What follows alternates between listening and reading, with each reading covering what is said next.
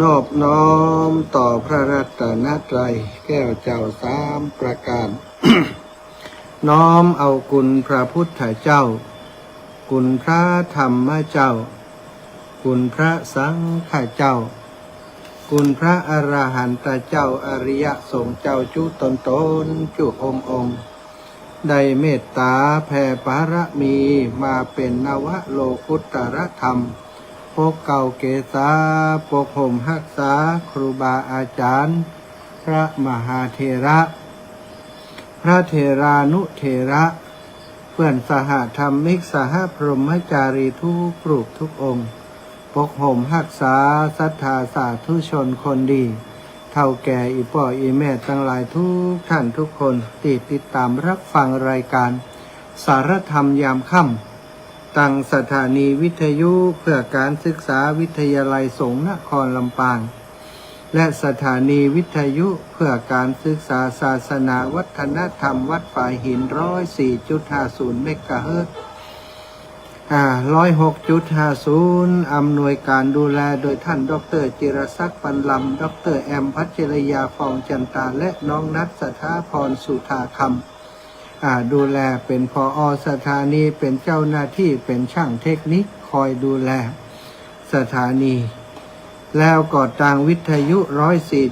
104.50 ท่านอาจารย์พระครูสมุวิสุวัฒน์วรกิจโจผอ.สถานี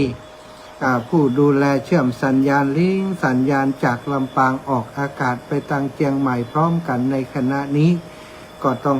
ขอบคุณครูบาอาจารย์และทีมงานทุกคนทุกท่านที่อยู่เบื้องหลังการทำงานทางสถานีวิทยุทุกคนทุกท่านขอให้ทุกท่านทุกคนอยู่ดีมีสุขอายุมั่นขวัญยืนเจริญรุ่งเรืองมีชื่อเสียงเกิดก้องเกรียงไกรมีสติปัญญาสามารถแก้ปัญหาในชีวิตได้ทุกวันอย่างเรียบร้อยนะสถาพบปะกันวันนี้หลังจากที่ห่างหายกันไปหลายมื้อหลายวันเกือบจะ99 วัน10 วันเนาะเนื่องจากว่าช่วงตั้งแต่วันที่27ที่ผ่านมาอาตมาภาพได้ไปเข้ากรรมและเข้าปริวัติกรรมชำระศีลประจำปีที่วัดปางพึ่งตำบลเวียงอำเภอฝางจังหวัดเชียงใหม่ที่ตั้งแต่วันที่27ถึงวันนี้ถึงวันนี้ก็ได้ออกปริวัติแล้วก็มาพักอยู่ที่ป่าจ้าที่เดิมก็คือป่าจ้าบ้านไคในแล้วก็มาจ้ารายการให้ศรัทธาฟังอยู่ในขณะนี้ขอบคุณทุกคนทุกท่านที่ติดตามสอบถามเรื่องราวต่างๆแต่ว่าบ่ได้รับโทรศัพท์ในช่วงที่ผ่านมาก็ขอสุมาอภัยตัวเนอะได้งดรับโทรศัพท์เพื่อจะทำหน้าที่ในการปฏิบัติธรรมแล้วก็อยู่กรรมประพฤติวัดปฏิบัติธรรมเต็มเวลา ศรัทธาญาติโยมพบปะกันวันนี้ก่อนที่จะอุจากันเรื่องอื่นต่อไปก็ต้องปาศรัทธาญาติโยมไหว้พระสวดมนต์ก่อนเนาะกราบพระพร้อมกันเด้อกราบ1พุทโธเมนาโถกราบ2ธัมโมเมนาโถกราบ3สังโฆเมนาโถ อิมินาสการณาพุทธังอภิปูชยามิอิมินาสการณาธัมมังอภิปูชยามิอิมินาสการณาสังฆังอภิปูชยามิอรหังสัมมาสัมพุทโธภคะวาพุทธังภคะวันตังอภิวาเทมิครับสวากขาโตภคะวะตาธัมโมธัมมังนะมัสสามิครับสุปฏิปันโนภะคะวะโตสาวกสังโฆสังฆังนะมามิครับนะโมตัสสะภะคะวะโตอะระหะโตสัมมาสัมพุทธัสสะนะโมตัสสะภะคะวะโตอะระหะโตสัมมาสัมพุทธัสสะนะโมตัสสะภะคะวะโตอะระหะโตสัมมาสัมพุทธัสสะ พุทธังสารนังกัจฉามิธัมมังสารนังกัจฉามิสังฆังสารนังกัจฉามิตุติยัมปิพุทธังสารนังกัจฉามิตุติยัมปิธัมมังสารนังกัจฉามิตุติยัมปิสังฆังสารนังกัจฉามิตติยัมปิ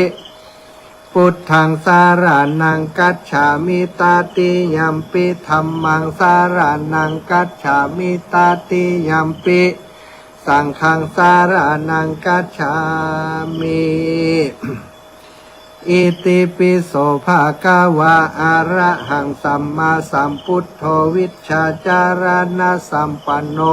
สุขโตโลกวิทูอนุตตโรปุริสธัมมะ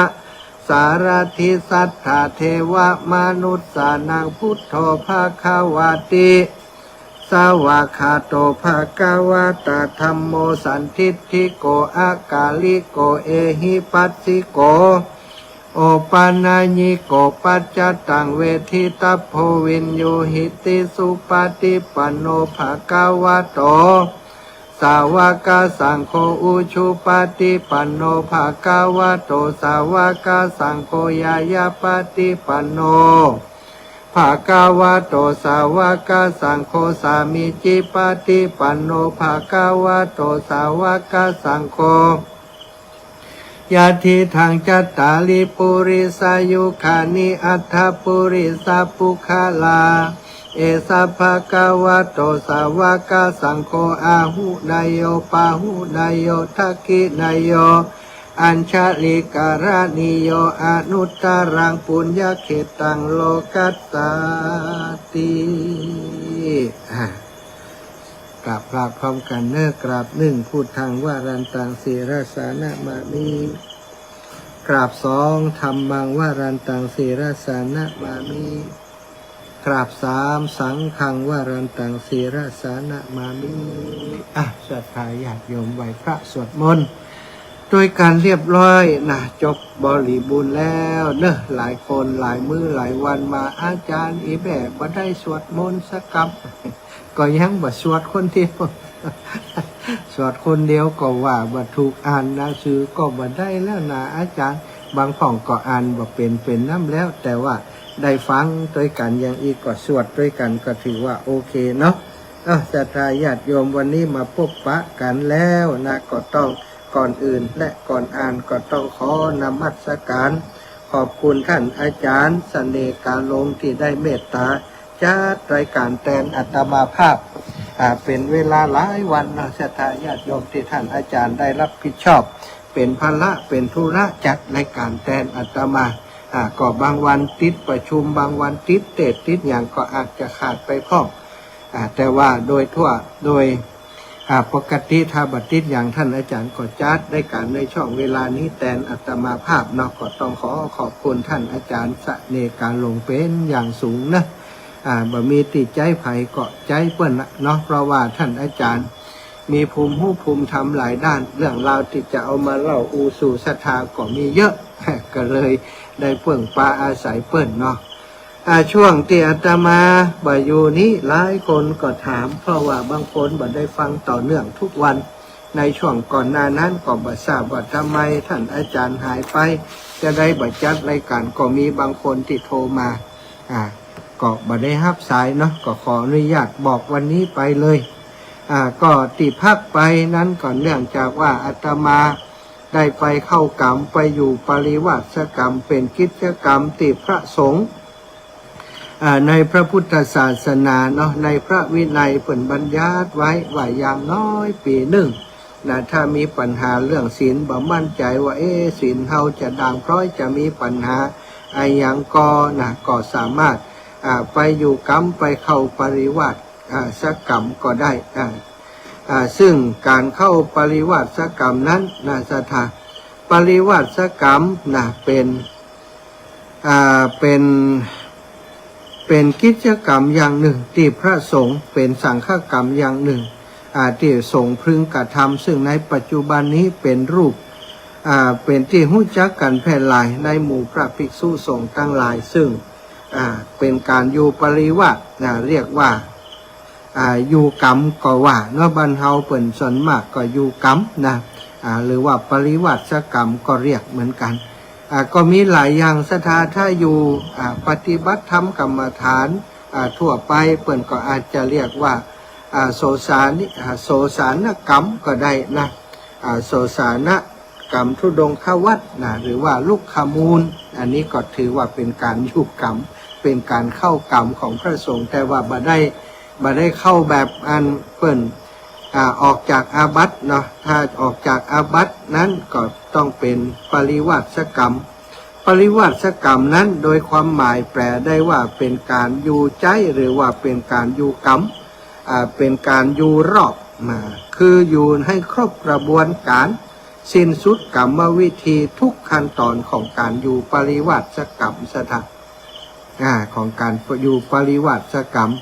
ปริวาสกรรมสำหรับพระภิกษุสงฆ์นะก็มีประโยชน์นักนะศรัทธาญาติโยมประโยชน์ที่จะเกิดขึ้นนะก็คือข้อที่หนึ่งได้ปฏิบัติตามกิจวัตรที่พึงทำของพระภิกษุนะข้อสองได้กำจัดอาบัติที่เป็นโทษนะข้อที่สามได้โปรดศรัทธาญาติโยมข้อสี่ได้ข่มมานะได้ละทิฏฐิข้อห้าได้ความปิติปราโมทย์จากการปฏิบัติข้อหกได้ประโยชน์ในการเผยแผ่พระพุทธศาสนานี่เพื่อดำรงธรรมวินัยฮืออย่างยืนเพราะมีครูบาอาจารย์มาฮือความรู้ทางธรรมทั้งด้านปริยัติธรรมและการปฏิบัติธรรมเพื่ออนุเคราะห์กุลบุตรที่บวชมาและก็ต้องชำระศีลสิกขาบทให้บริสุทธิ์เพื่อเปิดโอกาสให้นักปฏิบัติธรรมได้เจริญสมถกรรมฐานวิปัสสนากรรมฐานทางพระภิกษุสามเณรอุบาสกอุบาสิกาเป็นการรวมพระภิกษุต่างถิ่นต่างอาวาสมาร่วมการเข้ากรรมเข้าปริวาสมาจากหลายที่หลายแห่งก็บ่งบอกถึงความสามัคคีของหมู่สงฆ์มาจากกันหลายที่หลายแห่งบ่ฮู้จักกันศรัทธามาอยู่ในกันมาอยู่ในกฎระเบียบข้อปฏิบัติของการอยู่กรรมปริวาสก็มีความเอื้อเฟื้อช่วยเหลือดูแลกันนะมาบอกครบคนก็สวดมนต์บ่ได้ขอวัดบ่ได้ต้องครบทุกคน ขาดไปคนก็ต้องไปห้องกันอดกันอดทนบ่ว่ากันว่าด่ากันเอาเจ้าหมู่เป็นใหญ่เอาหมู่เป็นลักเอาสงฆ์เป็นลักซะท่าก็เป็นนิมิตหมายที่ดีของการทำในสิ่งที่ดีเพื่อประโยชน์ของพุทธศาสนาเฮากำลังจัดรายการมีอย่างจ้าไม่ได้ยินนะลูกบ้านฝ่อนมาได้ยินเนาะเดี๋ยวฟังก่อนเดี๋ยวจะพอก่อนเนอะสถานีดีเนาะเอาเช็คสถานีก่อนสถาบ้านฝ่อนไม่ได้ยินน้องนัดบ้านฝ่อนไม่ได้ยินที่อื่นได้ยินหรือไม่ยังไงเอ่ยบ้านฝ่อนบ่ได้ยินณเวลานี้เนาะบ้านฝ่อนบ่ได้ยินที่อื่นไปได้ยินโทรมาแจ้งจิมแล้วบ้านฝ่อนตอนนี้บ้านฝ่อนบอกว่าบ้านฝ่อนบ่ได้ยินเนอะอาจารย์นะบ้านฝ่อนบ่ได้ยินบ้านอื่นได้ยินก่อบ้านอื่นได้ยินก่อจ้าถ้าบ้านฝ่อนบ่ได้ยินบ้านอื่นได้ยินหรือไม่เช็คขอเช็คกรรมเนอะขออนุญาตเช็คสัญญาณกรรมอันนี้โยมแม่อยู่สันทรายกะโยมแม่สันทรายนี้ได้ยินอยู่กะฮะเจริญปอนแม่ศรีนวลได้ยินก็แม่ได้ยินจัดดีบ้านฝ่อนบ่ได้ยินเดี๋ยวก่อนเนอะบ้านฝ่อนบ้านฝ่อนอยู่ใกล้หั่นได้เนาะเจ้าอันนี้ได้ยินก็ได้ยินแล้วตะกี้มันดับกะบัดดับแสดงว่าบ้านฝ่อนอีแม่เอาวิทยุขยับเสาะหาเนอะอันนี้เจียงใหม่ว่าได้เจียงใหม่ได้ยินก็ได้ยินชัดเจนดีเจ้าสุดยอดเลยแม่ไปงานโต๊ะมาตั้งแต่บ่าย2แม่ฟังไปตลอดดีแล้วสาธุเนอะเจ้ายังมาไว้ มาแล้วเรียบร้อยแล้วเอาเจริญพรแม่บัวลอยสายเขียวได้ยินก่อเจ้าไม่ได้ยินมันอะไรได้ยินดีเจ้าโอเคเอ้าติดที่บ้านผ่อนข้างเก้าฉำฉาโกโก้บ้านผ่อนเนอะอันนี้ตั้งผ่องก็จะรายงานติ๊กปอก่อนแล้วปอเนื้อมอยเดี๋ยวก่อนเดี๋ยวก่อนเนื้อมอยตาเตี่ยแล้ว ถามคำเดียวมาได้มาวุ่นนี่พอละกะเนาะนะก็ไปอยู่กรรมเข้าปริวัติกรรมเป็นวัดปฏิบัติสงฆ์จะพึงปฏิบัติสถาการชำระศีลอย่างน้อยเนาะปีละครั้งที่เข้าปริวัติกรรมอยู่กรรมการอยู่กรรมประจำเป็นจะต้องบางครั้งบางทีเขาว่าโอ้ต้องโทษต้องคดีนะกะปั๊บอาบัติต้องเข้าไปเข้าปริวัติสถาญาติโยมคนที่เปิ่นหู้เนาะคนที่เปิ่นเข้าใจพระธรรมวินัยนั้นประจำเป็นที่ว่าจะต้องอาบัติหรือบ่ต้องอาบัติยิ่งต้องอาบัติก็ยิ่งจะต้องไปทำคืนหรือว่าไปเข้าปริวัติเปิ่นจะมีวิธีการของสงฆ์ที่เปิ่นจะปฏิบัติก่อนที่จะเข้าไปเนี่ยขั้นตอนก็คือเมื่อมีการอยู่ปริวัติกรรมวัดวาอารามต่างๆเปิ่นก็จะมีประกาศเปิ่นจะเป็นประเพณีแต่ละวัดละวาที่เปิ่นทำเนี่ยส่วนใหญ่ก็ทำกันมาหลายปีมีการอู้จาเพราะมันทั่วประเทศเนาะเปิ่นเข้าปริวัตินั่นนะเปิ่นก็จะเว้นกันถ้าสมมุติว่าวัดนี้เข้าเดือนนี้วัดนั้นก็จะเข้าเดือนอื่นอย่างสลับกันไปบัดให้เข้าบัดให้มันตรงกันอย่างเมื่อก่อนที่ครูบาอาจารย์ในทีมงานของคลื่นสีขาวที่ทำท่านอาจารย์ใหญ่ท่านพระครูสุเมธธรรมเสวีท่านอาจารย์พระครูอภิวัฒนวิกรมได้จัดที่วัดม่อนฤาษีนี่ก็จะจัดในช่วงของสิ้นปีวันที่12เดือนธันวาไปถึงวันที่22เดือนธันวาส่วนใหญ่ก็คือ9วัน10วันนะที่เปิ่นอยู่กรรมปริวาสที่เราได้รู้จักกันแต่ต่อมาอย่างช่วงนี้เนาะที่ความปัญหาต่างๆบางทีมันเป็นเรื่องค่าใช้จ่ายเรื่องสเปดสถานการณ์ที่จะจัดปริวาสได้นั่นตนที่จะมาเป็นผู้นำเป็นครูบาอาจารย์เป็นอาจารย์ใหญ่นี่จะต้องมีบารมีเรื่องอาหารการกินการจะเลี้ยงดูพระภิกษุสงฆ์องค์สังฆเจ้า500รูป700รูปนะ1,000 รูปไม่ใช่เรื่องง่ายเนาะอย่างที่วัดม่อนฤาษีที่ทำมาเมื่อก่อนนั้นก็อาศัยบารมีธรรมของครูบาอาจารย์แต่ช่วงนี้ท่านอาจารย์พักปฏิบัติธรรมก็เลยที่ได้งดในเรื่องของการจัดปริวาสที่วัดม่อนฤาษีที่อื่นๆเปิ้นก็จะมีอย่างที่วัดป่างพึ่งเตี่ยตมาไปเข้าปริวาสโดยเปิ้นก็เป็นประเพณีของเปิ้นเป็นที่ฮู้กัน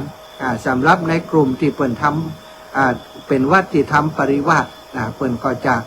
ฮู้กันอย่างในกลุ่มของวัดมงคลทับเคาะพิจิตรนี่นะศรัทธาวัดเกตุมนี่เปิ้นก็จะจัดอย่างวัดป่างพึ่งนี่เปิ้นจะจัด27ถึงวันที่7อาตมาก็โชคดีได้เดินธุดงค์มาเมืองฝางไปปะใส่ป่าปริวาสพอดีก็ว่าเฮาก็ช่วงนี้เนาะก็อยู่ในช่วงที่ได้เดินธุดงค์อยู่ก็ควรที่เฮาจะได้เข้าไปปฏิบัติโดยเพื่อประโยชน์ในการที่เอาบุญไปฝากศรัทธาญาติโยมตัวเพื่อในการ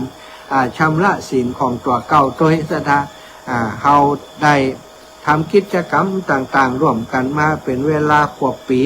ทำนู่นทำนี่บางเทื่อบางทีบางเรื่องบางราวมันอาจจะเป็นข้อผิดพลาดเกิดขึ้นในการทำงานก็กลัวจะเป็นศีลจะบริสุทธิ์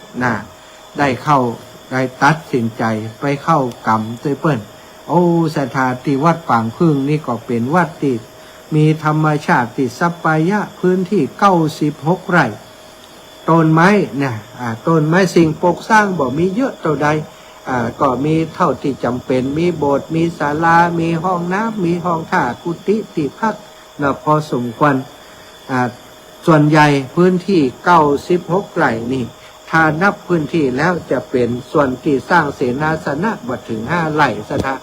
นอกนั้นนี่ก็คือเป็นพื้นที่ป่ามีต้นไม้ใหญ่น้อยสลับกันไปนกหนูหูปีกเต็มหมดบริเวณศรัทธาญาติโยม สะอาดสะอ้านนาวัดวาอารามของเปิ่นสัปปายะพระสงฆ์ที่มาเข้าปฏิวัติด้วยกันเที่ยวนี้มี96รูปนะ96รูปที่เข้าปฏิวัติเป็นอาจารย์กรรม38รูปได้ข่าวว่า38ออกไปแล้ว 96รูปศรัทธามาอยู่ปริวัติด้วยกันส่วนใหญ่ก็เป็นครูบาอาจารย์มีแผวประเรียนธรรม9ประโยคศรัทธาเป็นเจ้าคณะตำบลเป็นเจ้าคณะอำเภอเป็นเจ้าอาวาสนะมาจากประเทศเพื่อนบ้านประเทศลาวก็มาเนี่ยศรัทธามาเลก็มาภาคใต้ภาคอีสานภาคกลางภาคเหนือของเขาเกือบจะทุกภาคตะวันออกก็มาเข้าปริวัติด้วยกันศรัทธาแต่ละติละแห่งครูบาอาจารย์เพิ่นก็ป้ากันมาออกการลดการล้างมากันศรัทธาบ่ได้มาเพื่อจะหวังลาภสักการะอย่างมาแล้วก็ช่วยกันหอมอาหารการกินชำระหนี้สงฆ์เปิ่นเททองรอพระเจ้าก็มาช่วยกันรอพระเจ้าอาตมาก็เป็นตัวแทนเนอะได้เอาปัจจัยที่ศรัทธาให้หอมมาระหว่างต่างศรัทธาบางคนก็อีแม่หอมส่วนตัวเนอะแล้วแต่อาจารย์จะเอาไปเนี่ยยังอาตมาก็มีอย่างเนี้ยหลอกศรัทธานอกจากทำบุญแล้วก็เรื่องอื่นแบบมีอย่างเนาะก็ทำบุญเอาปัจจัยนั้นมาสร้างบุญมาทำบุญให้ศรัทธา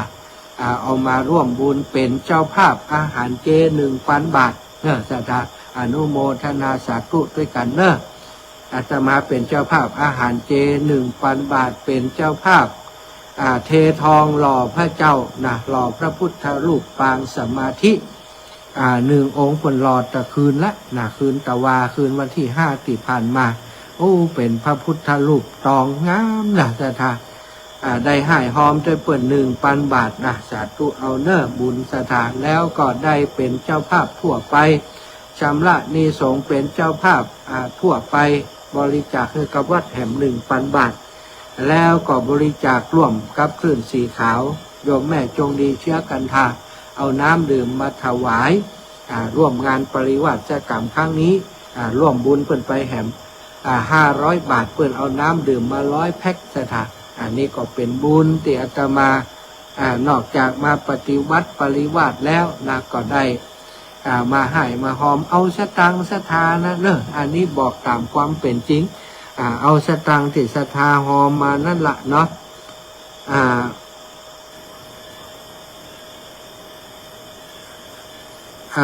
ก็ท่านว่าทุก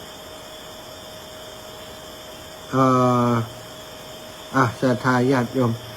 ได้เอาสตังค์ที่ศรัทธาหอมมานั่นเนอะได้มาร่วมบุญร่วมกุศลกับเปิ่นในคราวครั้งนี้ปัจจัยส่วนตัวแต่นั้นบ่มีศรัทธาส่วนตัวอาตมานี่บ่มีแต่ปัจจัยที่ศรัทธาได้ยกยื่นยอมาเตียตมาแล้วแต่ท่านอาจารย์จะเอาไปเนี่ยอย่างเนื้อตามอัธยาศัยเนาะอันนี้ก็เอามาใช้จ่ายส่วนตัวพ่องเอาซื้อน้ำซื้อท่าบางวัน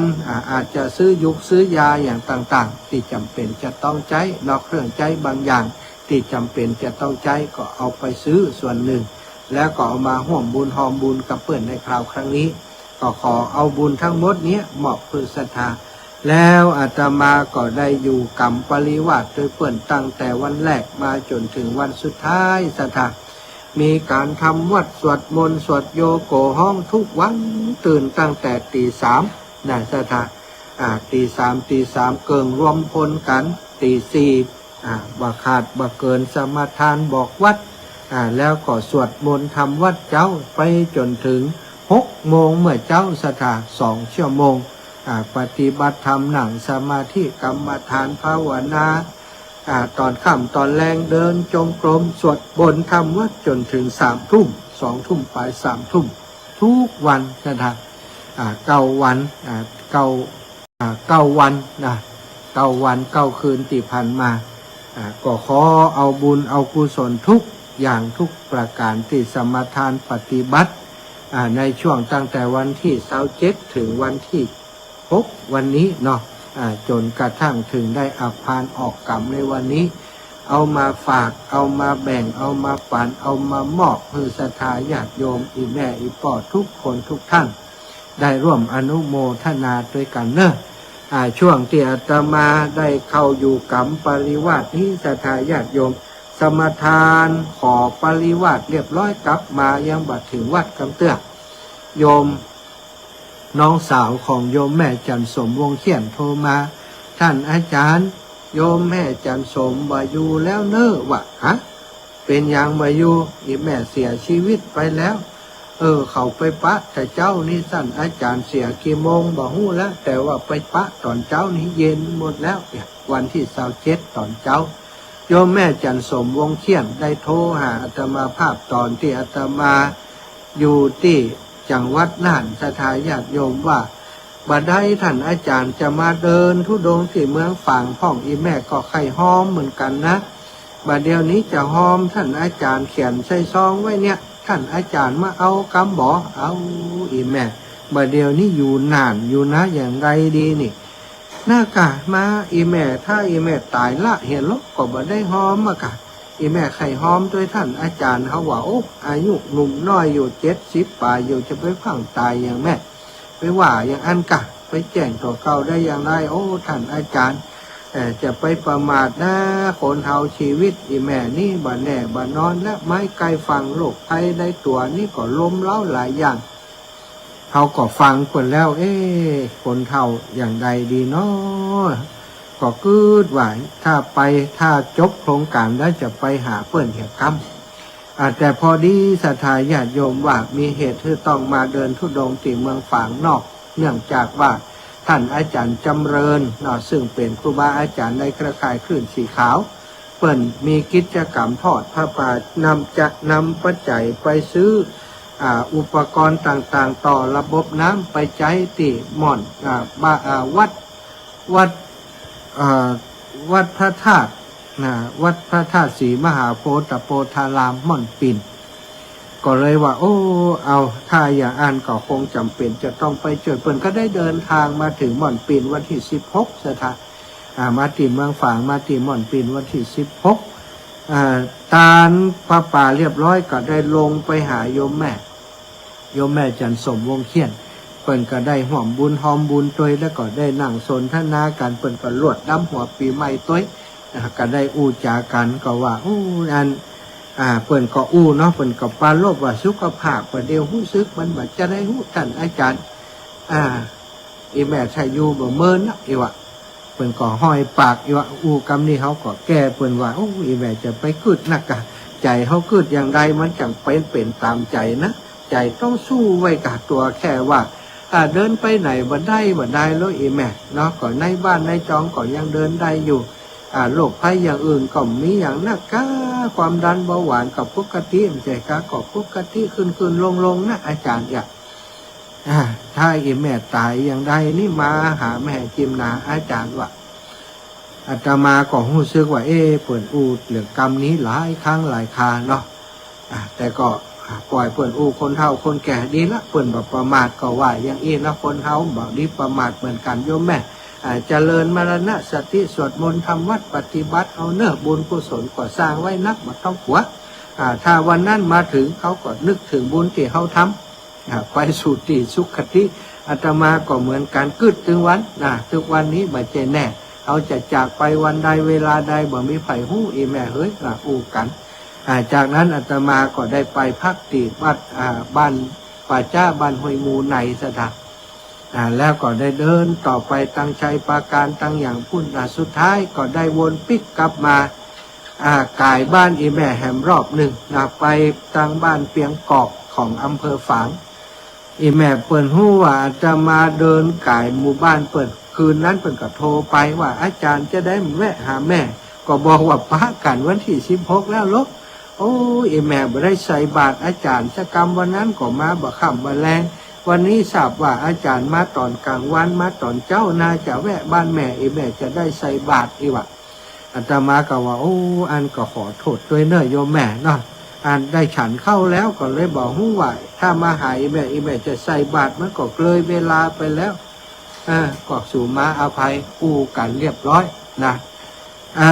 ก็วันหน้าเดี๋ยวถ้าอย่างใดถ้าจะก่อนจะกลับไปตรงนั้นอีแม่จะได้ใส่บาตรกู้อย่างอีก กับเปิ่นแล้วก็ได้เดินทางมาจนถึงบ้านใครในตีนีแล้วก็กลับไปเข้าปริวาสเมื่อวันที่2726เนาะไปนอนวันที่26วันที่27เข้าปริวาสสมาทาน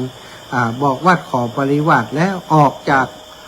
โบสถ์มาก็ได้ข่าวว่าเปิ่นเสียชีวิต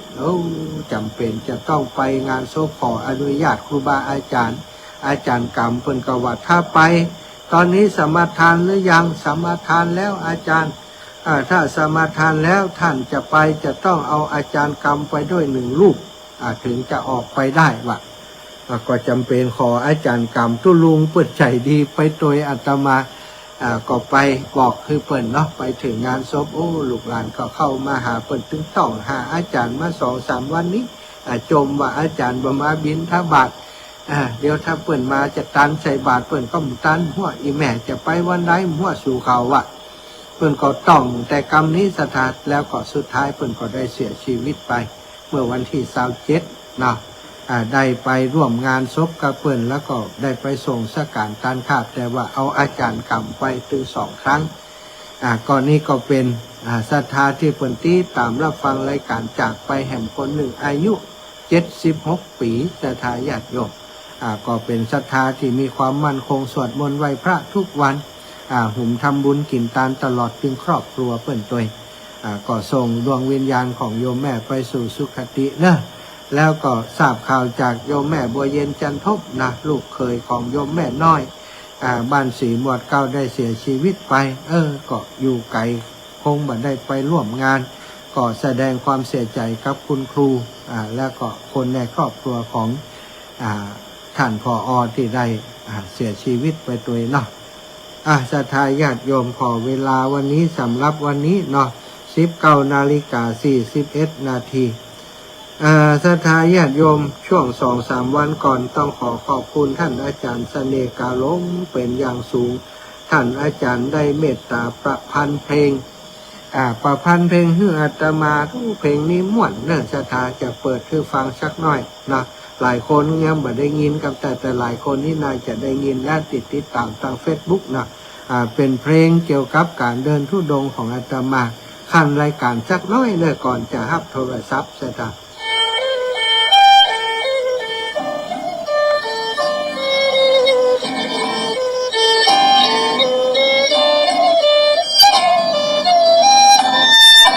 สาธุการพระอาจารย์ท่านเจ้ามหาชมชาตินี่เราชาติตาปัญโยลูกศิษย์พระพุทโธเป็นสงฆ์หนอเนาผู้ตังจิตเราอ่านปานิธาน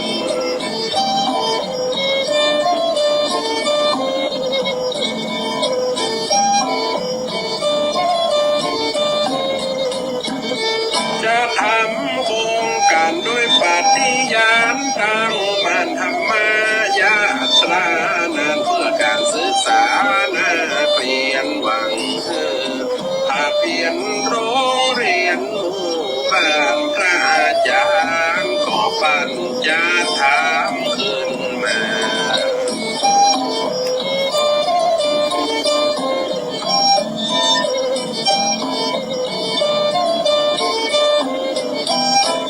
นับตั้งเดือนกุมภาวันที่16ว่าอันปี61นานที่ท่านทำมาเดินทำมายาตราทั่วจองทั่วบ้านที่ภาคเหนือเอานานโดยจิตวิญญาณ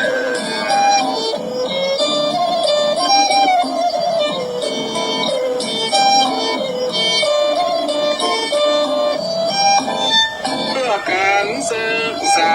มีปัญหา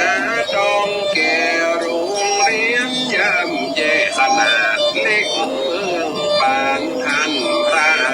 อาจารย์บรรทัดฐานกิ่งกล้าบอทานคิดว่าการศึกษาสำคัญ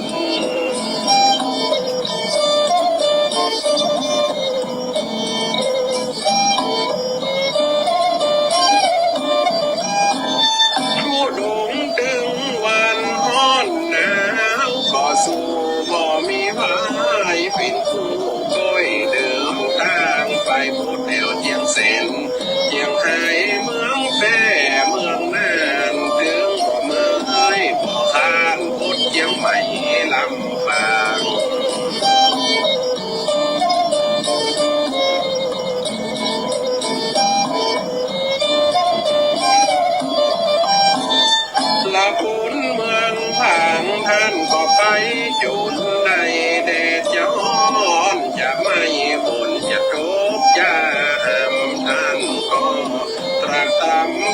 สถาโยมญาติโดยความสามารถสองเท้าก้าวเดิน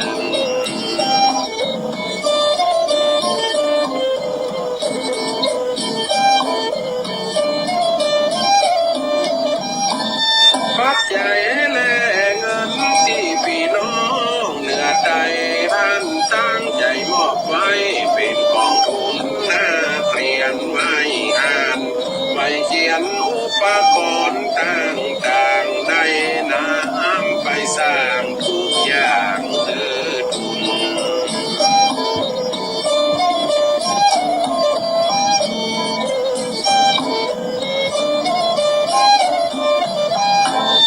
จะได้ทำบุญทอดผ้าป่าว่าอ่านวันที่24นั้นเดือนพฤษภาจึงราศรัทธามารวมกันได้วัดบางโพธิ์ท่านไทยในจังหวัดลำปาง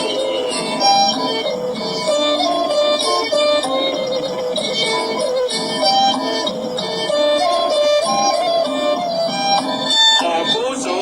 ลบุญทานที่วงวานได้สร้างเป็นแสงสว่างเกิดปัญญาญาณได้ปกปันดวงธรรมเจิดจ้าเหมือนเมาโสดหน่อมาผู้มีปัญญาดีเลยว่า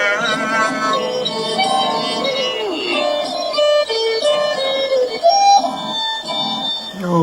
ม่วนม่วนม่วนเนอะเพลงนี้นะ ให้ม่วนม่วนคนเดียวเนาะอ้าวศรัทธาญาติโยมก็ขอบคุณท่านอาจารย์เสน่ห์กาหลงประพันธ์ได้ถูกอกถูกใจเนื้อหาสาระได้บอกถึงโครงการที่อาตมาทำปณิธานติดตั้งใจทำเนาะแล้วก็จะตอดในวันที่24เนอะที่วัดบรรพตศรัทธาเรียนเชิญทุกคนทุกท่านไปตอดด้วยกันโอ้อย่าได้รับไว้เหี่ยอ้าวทับสายใดแล้ว0808844173เนอะแม่ซิมมุนีแก้วว่ายังได้โยมแม่ซิม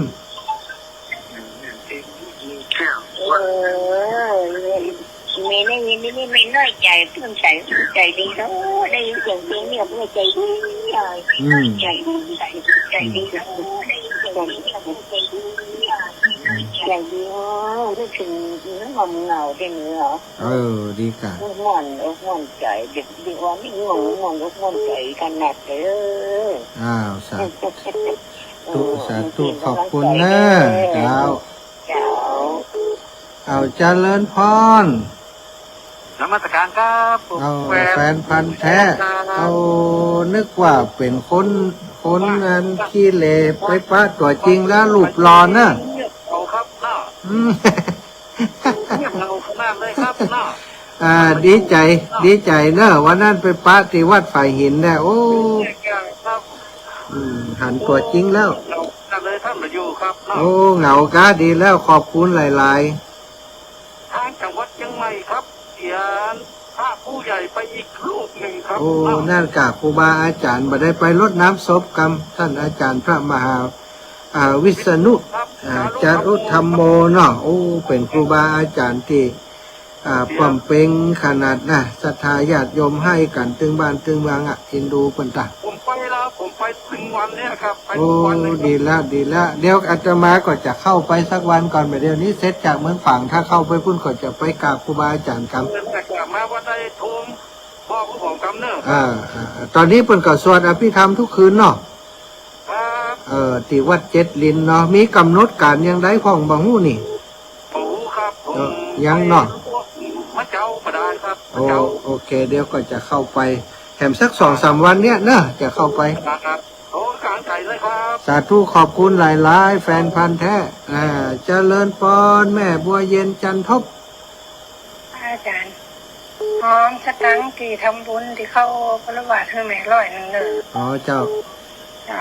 บอกก่อยายน้อยบอกว่านี่มนอาจารย์มาวันไหนก็ได้เดี๋ยวมาเตะมาอย่างมางั้นโชคลูกเคยเป็นได้วันอย่างก็ได้เปิ่นเสียมได้วัน ที่10วันเสาร์อ่ะ โอ้วันที่10ล่ะ จ้า โอ้เดี๋ยวนี้วันที่6 7 8 9ใช่ใช่เดี๋ยวถ้าอยู่เชียงใหม่ก็จะให้เขาไปส่งเนาะ จ้า จ้าโอเคขอบคุณนะแม่เด้อ เจ้า สาธุสาธุ จ้า แม่น้อมสุภาวงศ์ เจ้าเสน่ห์กะโหลมใส่ข้าวม่วนแต่ โอ้นากาเก่งแท้เนาะคนเก่งตึงเก่งนะ เจ้า อืม ม่วนแต่ม่วนว่าลงกระจ้อยซอยๆอ่ะวะ นะเออ เดี๋ยวนี้เดินดงอยู่กะ เดินบ้านบ่ได้เดินดง อ๋อเดินก็เจ้า เดินบ้านเดินมา อยู่วันนี้คืนนี้อยู่ป่าจ้าวันคายในคายนอกคายในเมืองแม่อายเพื่อนเด้อ เจ้า เจ้าสาธุนาแม่น้อม เจ้า นุ เมื่อวานฮ้อนเมื่อคืนลมเย็นสบาย ดีแล้วสาธุสาธุเจ้า เจริญปอนแม่เพนนะลำปูนคนลำปาง อาจารย์เจ้าว่าอาจารย์ เจ้า สบายดีเจ้า โอ้สบายสบายมันอันอย่างก็เดี๋ยวนี้เจ็บไหลนี่เด้งเงี้ยจะตีแคปเนี่ยยมแม่ เปลี่ยนอาจารย์เคยเจ็บในกระเจ้าว่ามาใส่ ใจที่เคยเจ็บนะมันนั่นเหมือนกับอันจะอันอย่างก็อย่างตกหมอนนี่นะมันเสียบเข้าตาแคปนี่ คนเมืองว่าไหนอ่ะที่เขาเขียน ตกหมอนเนี่ยเนาะ อาจารย์เจ้าพูดถึงเรื่องพระมหาพิษณุเนี่ยจะว่าใจหายขนาดแล้ว น่าวันน่าเชื่อนะเปิดยังหนุ่มแน่นแข็งแรงอยู่อ่ะ เงินสูงใหญ่ๆโอ้เหมือนหน้าเสือสักหน่อย เดี๋ยวจะไปงานศพ ว่าอาจารย์เราคนไปประเทศอินเดียถ้าอยากติดเชื่อมาเนี่ย ใช่เขายังได้ลูกประคำเปิ่นอยู่เนี่ยเตียนลูกอินเดียมัน ก็ได้ยินครูบาอาจารย์ว่าคนติดศพไป โอ ก่อน เคเนาะ 12เป็นยันเริ่มเนี่ยครับ 12แหละ เจ้าเป็นยันเริ่ม12 3 4 15เนี่ยเป็นยันเริ่มเนี่ยจ้ะ โอ้เจ้าสาธุเดี๋ยวก็จะไปอยู่ เจริญปอนแม่แสงทองความเจริญ คนปิดจบก่อนนะเจ้า เป็นปิดอยู่แหละ เจ้าคนขึ้นดอยก่อนนะเจ้า เปิดขึ้นดอย ช่วงนี้ประเพณีขึ้นดอยเนาะ เจ้าคนจะเปิดที่12ก่อนเจ้า 12ขึ้นเปิดขึ้นดอยวันไหนนี่ เมื่อขึ้นดอยวันที่10 11เนี่ยนะเจ้าเป็นวันที่เพิ่นทำบุญน่ะคนดอยอ่ะ แหละ เจ้า ศพนี่เปิดไว้วัดเจ็ดลิ้นฮะกันเนาะ เจ้าไม่ว่าจิรินนะเจ้า โอเคเจ้า สาธุนะแม่นะ เจ้าก็สานะเจ้า ก็จะไปร่วมกันร่วมงานครูบาอาจารย์ด้วยเจ้าสาธุเจริญปอนแม่สมบูรณ์บ้านไร่ศิลาทองเจริญปอน ภาษาทะลูก สา ได้อ ธุ อกกำแล้วเนาะ ได้ออกกำแล้วเนาะ ออกแล้วแม่ ทำได้จะได้มาบ้านเขา 24แม่24เดือนนี้เดือนพฤษภานี้วันที่24เด้อ เรา เจ้าขอบคุณ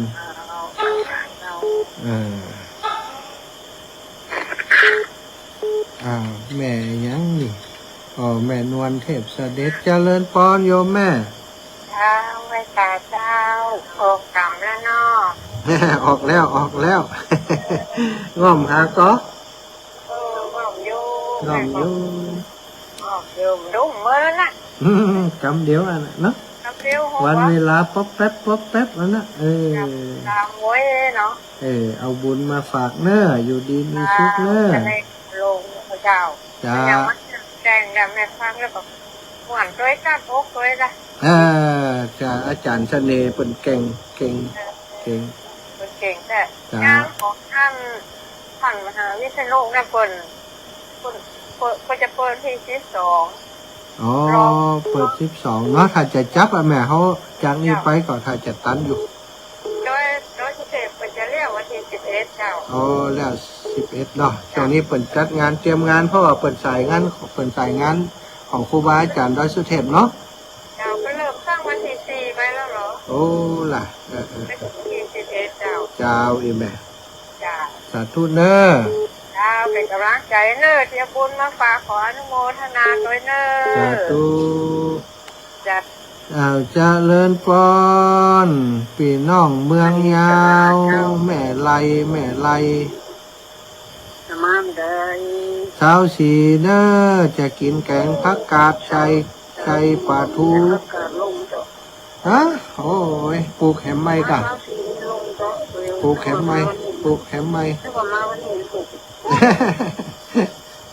วันนี้วันปลูก อยู่ไหนอยู่หนังเนี่ย อยู่วันนี้อยู่อันแม่อายแม่อำเภอแม่อาย โอ้แม่อายต้องดู ก่อนแหละแม่อายลูกบ่อายแต่แม่อาย ลูกมันอายแม่อายขอบคุณด้วยแม่เด้อบุญรักษาคำเดียวก็ถึงแล้วลบป๊อปแป๊บลบป๊อปแป๊บเวลาเร็วขนาดนี้ไหม แล้วมันพักมันรอเลยนะจ๊ะ ฟักมันล้อชื่อไหม นั่นน่ะ ชื่อเอาเด้อ พักมันรอเจ้ามันรอเลย เจ้ามันรอสัตว์ตู้ขอบคุณพี่น้องเมืองยาวบ้านจันเมืองยาวขอบคุณกับศรัทธาทุกคนทุกท่านโยมป่อโยมแม่โยมปี่โยมน้องพี่น้องตั้งลำปางตั้งเชียงใหม่ตั้งลำพูนทุกตีทุกแห่งเนอะ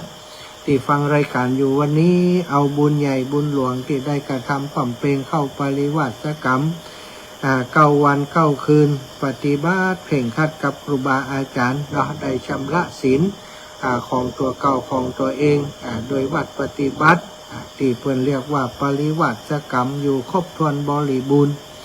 บุญกุศลทุกอย่างทุกประการที่กระทำความเป็นสมทานบ่ว่าจะเป็นทานปาลมีที่ได้ทำไป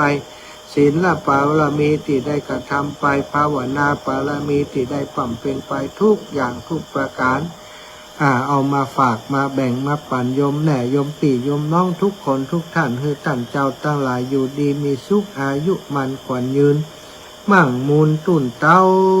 อายุวันโนสุขังพลังนิพพานังปาระมังสุขัง